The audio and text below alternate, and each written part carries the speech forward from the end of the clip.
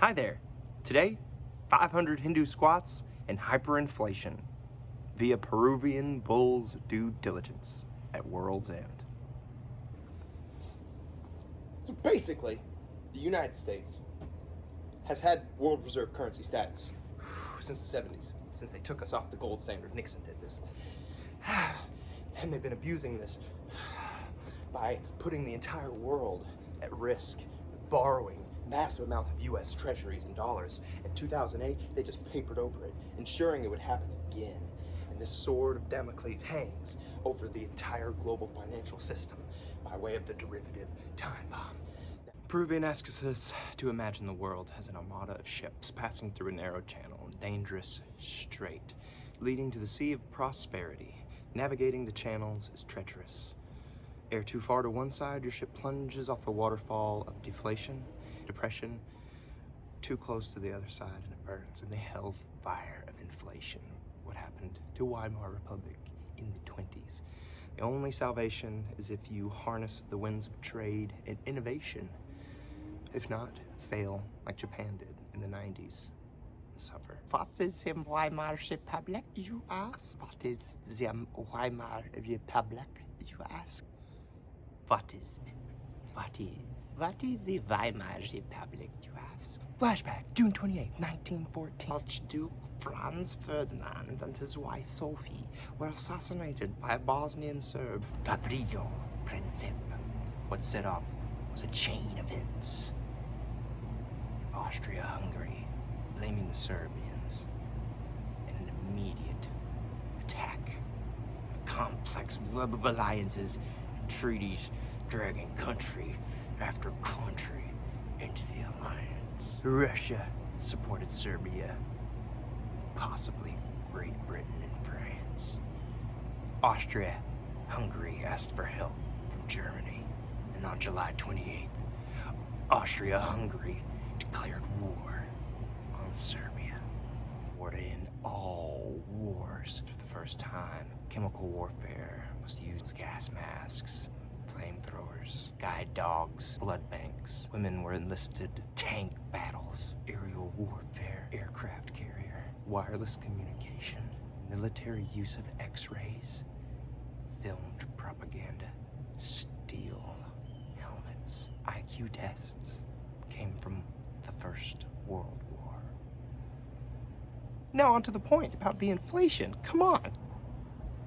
Prices had risen 140% since the beginning of the war. Slowly at first, removing the redeemability of notes, as most central banks do in times of war. That means no gold for your paper. Sound familiar? This happened August 15th, 1971, for the entire world, thanks to Richard Nixon. And here's 100 more squats while I discuss how devastating the Treaty of Versailles was upon Germany's economy. January 1919, United States, United Kingdom, France, and Italy were among 30 countries that met at Versailles, France, to discuss the Treaty of Versailles, not to be confused with the Treaty of Versailles in 1783, when the American Revolution ended. This Treaty of Versailles hoisted upon Germany the health care, French soldiers, Belgian horses, and the British railway workers' pensions. Along with 26,000 square miles to be annexed back, including the Polish corridor, demolishing Germany's ability to produce ore and conduct agricultural industry. Now, what is inflation? I guess we should really explain how central banks create money, because without the creation of currency, central banks don't really do anything. So therefore, no value is actually added to the market except by inflation of more currency. Printing more currency devalues the money. As the supply has gone up, the demand for the money down, the price of goods goes up, and there's more inflation. This is the vicious cycle of inflation. Vicious inflation until no one wants to work. French army invades the valley of Ruhr, beginning the occupation January 11th, 1923, claiming Germany's voluntarily under default of coal and timber deliveries. The refugees are innumerable.